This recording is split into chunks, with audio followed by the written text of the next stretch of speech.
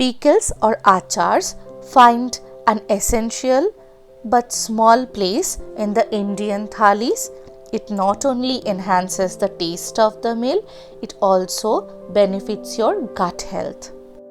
Pickles are also wonderful traditional methods of storing or preserving seasonal produce. Welcome to the homemaking and gardening channel, and today's recipe is Jalpai Achar. Jalpai is also known as Indian olives and are essentially grown in the northern part of West Bengal. It is rich in vitamin C and E and are found in West Bengal market from the month of August to October.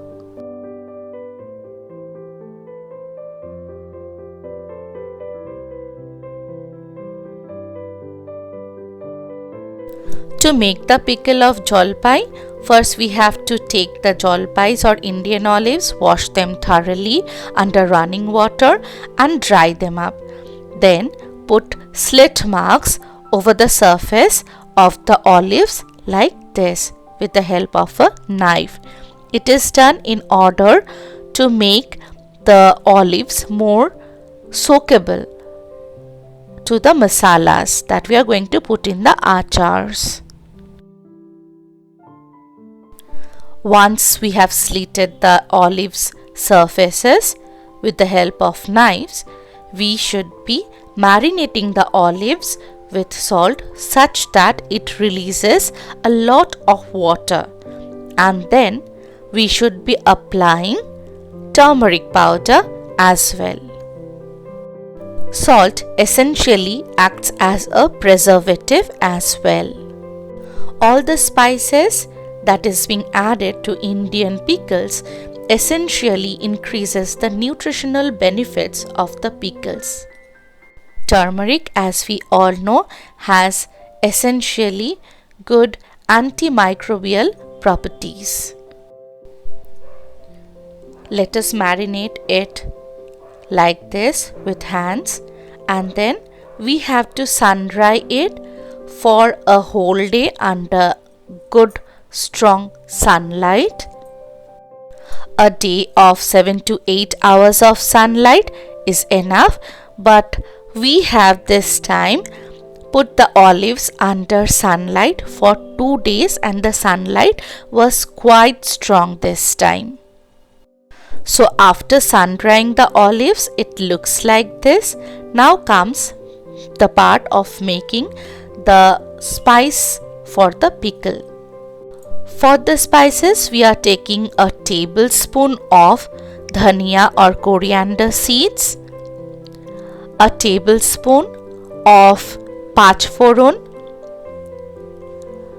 1.5 teaspoon of sauf or fennel, 1 tablespoon of yellow mustard seeds and 1 tablespoon of black mustard seeds, 1.5 teaspoon of ajwain or carom seeds, and 3 to 4 red whole chilies. Pachforon is a Bengali mixed whole masala which consists of fennel, fenugreek, onion seeds, cumin seeds and radhuni. Now except the mustard seeds, let's put all other whole spices in a heavy based kadhai and dry roast it until they start to splatter and a wonderful aroma is being released.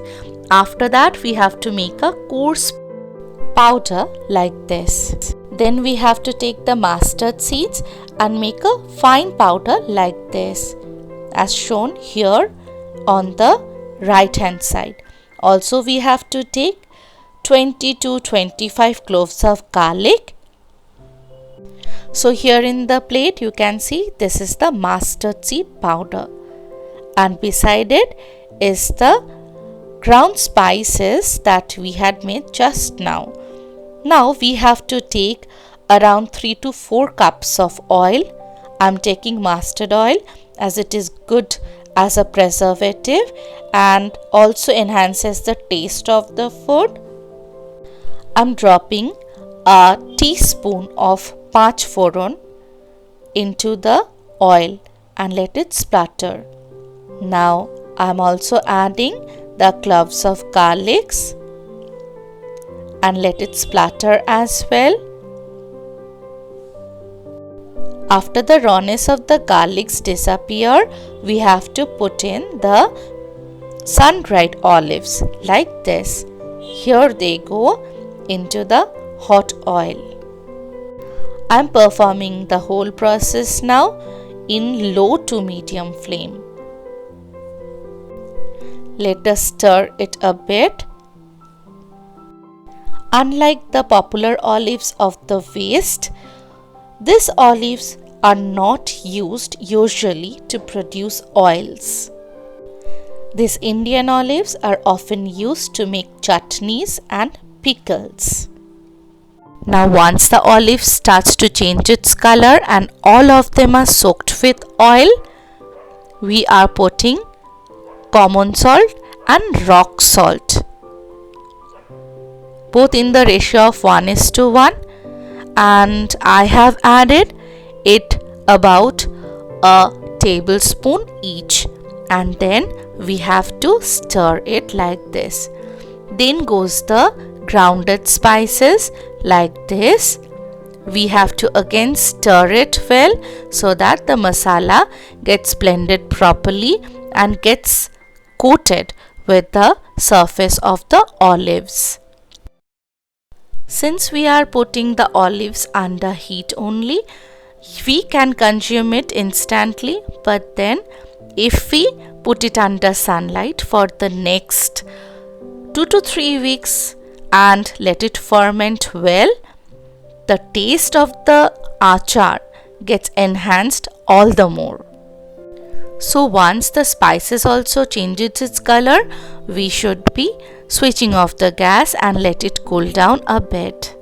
Now let us take a sterile dry glass jar and put the olive achar like this into the jar. As mentioned earlier, we need to keep it under sunlight for the next 2 to 3 weeks to let it get fermented properly. We may skip it and enjoy the achar just like that instantly, but then this is the best way of making your achars and get it preserved for a longer period of time. And intermediately, don't forget to shake and shuffle the bottle